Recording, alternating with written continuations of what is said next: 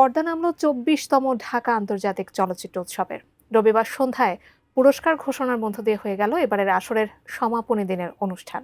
৯ দিনের এই উৎসবে বাংলাদেশ সহ বিশ্বের ৯১টি দেশের মোট ২৪৫টি পূর্ণদৈর্ঘ্য, স্বল্পদৈর্ঘ্য ও প্রামাণ্য চিত্র প্রদর্শিত হয়।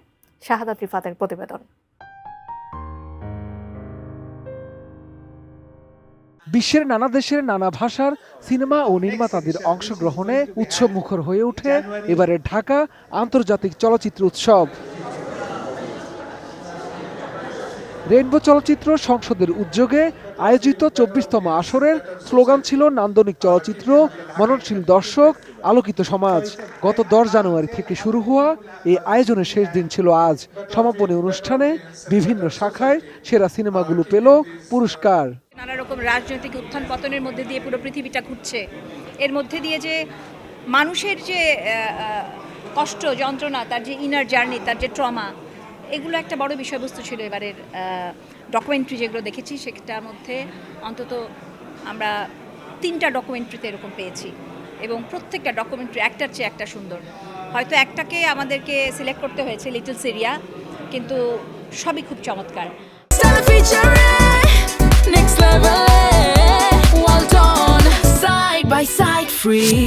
এবারের উৎসবের সবচেয়ে বড় চমক ছিল এশিয়ান ফিল্ম কম্পিটিশন বিভাগ, যেখানে সেরা ছবি নির্মিত হয়েছে কিরগিজস্তানের সিনেমা কুরাক, আর সেরা প্রামাণ্য চিত্রের পুরস্কার পেয়েছে ইতালি, লাওস ও স্পেনের দ্য গার্ডিয়ান অফ স্টোরিজ।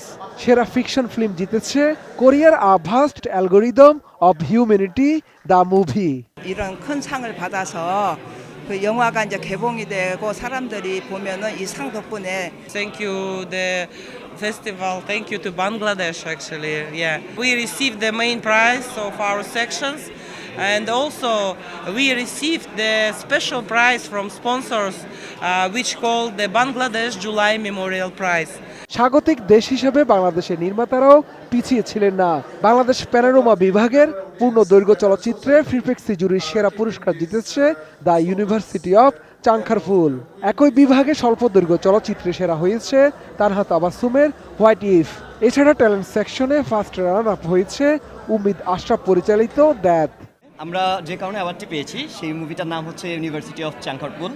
প্রথমে কেউ ভাবতেও পারিনি যে আমরা একটা উচ্চতায় চলে যাব খুব ছোট একটা টিম নিয়ে। আর এটা আমার ফার্স্ট সিনেমা অ্যাওয়ার্ড পেয়েছে, আমার খুবই ভালো লাগছে। এবার ২৪তম ঢাকা আন্তর্জাতিক চলচ্চিত্র উৎসবের ভেন্যু ও আয়োজনে ছিল ভিন্নতা।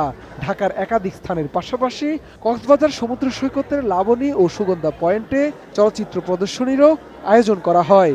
বাংলাদেশ ট্যুরিজম বোর্ডের সহযোগিতায় উন্মুক্ত এই প্রদর্শনী দর্শকদের মাঝে ব্যাপক সাড়া ফেলেছে। আমাদের উদ্দেশ্য যে বাংলাদেশের ছবিকে বেশি করে আরও প্রমোট করা বাইরে, এবং বাইরের ফিল্মগুলোর সাথে আমাদের ফিল্ম মেকাররা যাতে তারা নিজেদেরকে আরও সাজিয়ে নিতে পারে, বা তাদের ছবির সঙ্গে তাদের যে ডিফারেন্সটা সেটা তারা ফিল করতে পারে যে আমরা কোথায় অবস্থান করছি বা আমাদেরকে কোন লেভেলে যাওয়া দরকার। শাহাদাত রিফাত, ATN নিউজ, ঢাকা।